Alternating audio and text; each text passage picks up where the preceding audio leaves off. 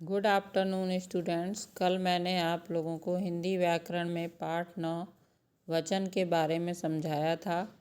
आज भी मैं इसी पाठ के बारे में समझा रही हूँ। कल मैंने आप लोग को बताया था कि वचन किसे कहते हैं। तो वचन जो है शब्द के जिस रूप से हमें किसी वस्तु अथवा व्यक्ति की संख्या के बारे में एक अथवा अनेक का बोध होता है उसे हम वचन कहते हैं। और जैसे आप देख लीजिए उदाहरण में यह घड़ी है, तो इससे एक घड़ी का बोध हो रहा है। ये घड़ियां हैं, तो इससे एक से अधिक घड़ियों का ज्ञान हमें हो रहा है। तो घड़ियां शब्द बहुवचन है।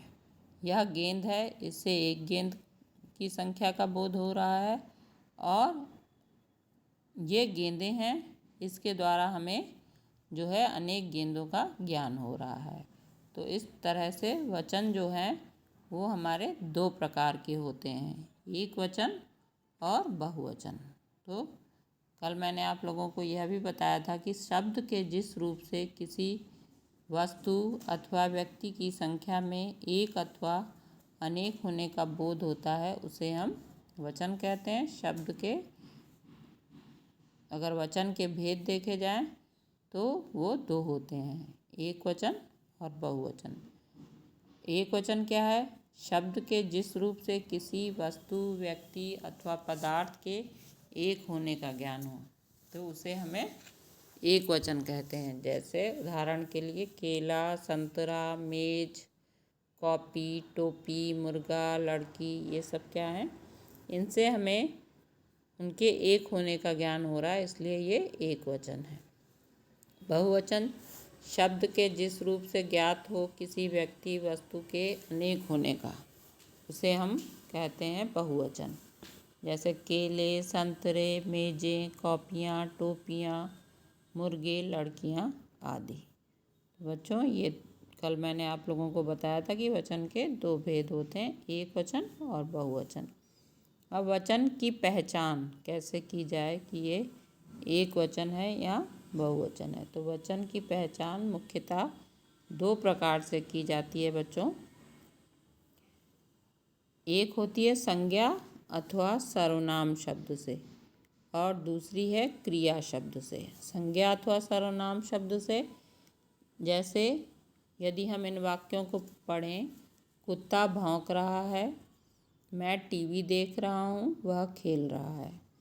अब दूसरी साइड में है कुत्ते भौंक रहे हैं, हम टीवी देख रहे हैं, वे खेल रहे हैं। तो ये संज्ञा शब्द है कुत्ता, और उसके बाद जो नीचे दिया हुआ मैं और वह, ये जो है सर्वनाम शब्द है। फिर दूसरी साइड में कुत्ते, हम और वे। तो आपने देखा संज्ञा शब्द का जो है वो रूप बदल गया, एक वचन से बहुवचन हो गया। और मैं का भी जो बहुवचन सर्वनाम है हम है, वह का बहुवचन सर्वनाम वे है। तो इस तरह संज्ञा और सर्वनाम शब्दों में परिवर्तन हुआ और उसके द्वारा हमने पहचान लिया कि ये एक वचन शब्द हैं तो एक वचन का वाक्य है, और बहुवचन शब्द हैं तो ये वाक्य जो है वो बहुवचन वाला है। तो इस तरह से हमने एक वचन और बहुवचन को पहचाना। कभी कभी संज्ञा शब्दों के द्वारा ज्ञात नहीं होता है कि ये एक वचन के हैं या बहुवचन के हैं, तो उसमें क्रिया के आधार पर, उसमें वाक्य में जो क्रिया लगी होती है उसके आधार पर हम पहचानते हैं कि ये एक वचन का वाक्य है या बहुवचन का। जैसे खरगोश सो रहा है, तो यहाँ सो रहा है एक वचन की क्रिया है और खरगोश सो रहे हैं, क्योंकि बहुवचन में खरगोशों नहीं बनाते हैं, नहीं तो हम कहेंगे कि अनेक खरगोश सो रहे हैं।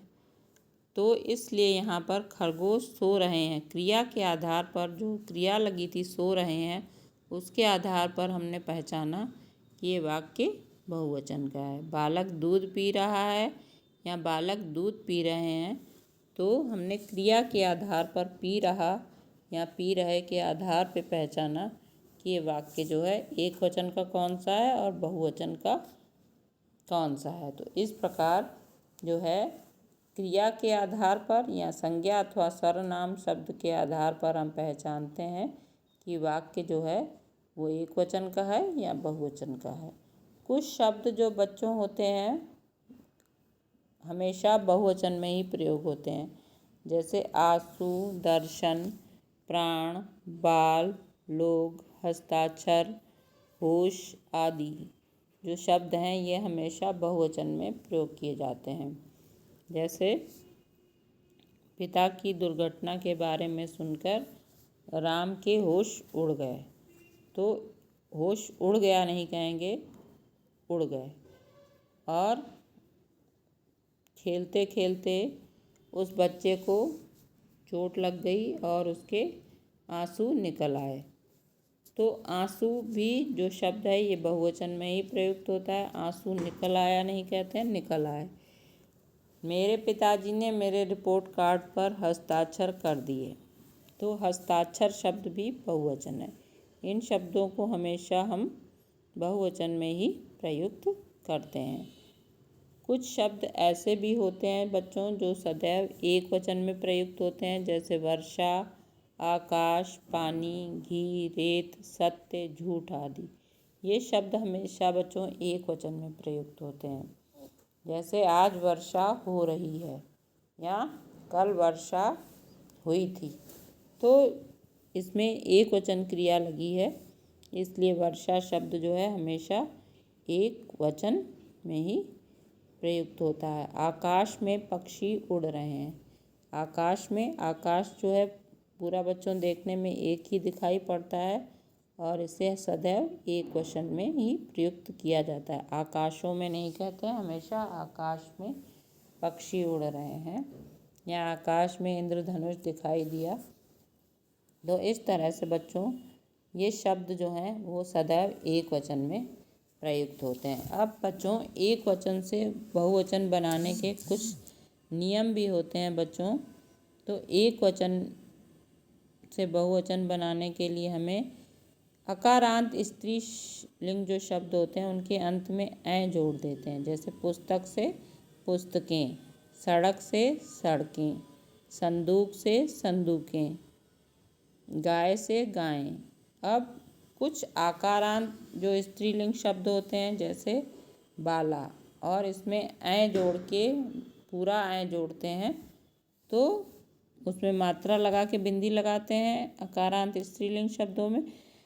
लेकिन आकारांत जो स्त्रीलिंग शब्द होते हैं उनमें पूरा ऐ लिखते हैं, जैसे पाठशाला पाठशालाएं, अध्यापिका अध्यापिकाएं, कन्या कन्याएं, कला कलाएं। उसके बाद बच्चों जो आकारांत पुल्लिंग शब्द होते हैं उनके अंत में जो आ आता है उसको ए कर देते हैं, जैसे देख लीजिए बच्चों, खरबूजा खरबूजे, केला केले, चीता चीते, कपड़ा कपड़े, कौवा कौवे। तो इस तरीके से बच्चों आ को ए बना देते हैं। आकारांत पुल्लिंग शब्दों को जो है यदि हम बहुवचन में परिवर्तित करते हैं तो उसमें आ की जगह ए कर देते हैं। इसी तरह बच्चों या जिस के शब्द में अंत में आता है ऐसे शब्दों में या को या में बदल देते हैं, जैसे चिड़िया चिड़िया, गुड़िया गुड़िया, तो या को या में बदल देते हैं।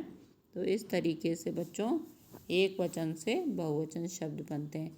इकारांत ईकारांत के अंत में भी हम या जोड़ देते हैं और ई को ह्रस्व ई में बदल देते हैं। यदि दीर्घ ई है उसको ह्रस्व में, जैसे देख लीजिए बच्चों, दिया हुआ है कली, कली में बड़ी की मात्रा है, तो जब हम इसको बनाएंगे एक वचन में तो कलियाँ। और लकड़ी है तो लकड़ियाँ, पहली पहलियाँ। और यदि छोटी ही वाले भी शब्द हैं नीति जैसे, तो उसमें छोटी ही रहेगी नीतियाँ, लेकिन बड़ी ई वाले जो शब्द होते हैं उसमें हम उसको छोटी ई में परिवर्तित कर देते हैं। तो रीति रीतियाँ, और सखी बड़ी की मात्रा है तो सखियाँ छोटी में बदल देंगे, दासी दासियाँ, तो इस तरह यदि बड़ी ही अंत में है तो उसको छोटी ही में परिवर्तित करके या शब्द जोड़ देते हैं, यहाँ चंद्र बिंदु वाला, तो इस तरीके से बहुवचन शब्द बनते हैं।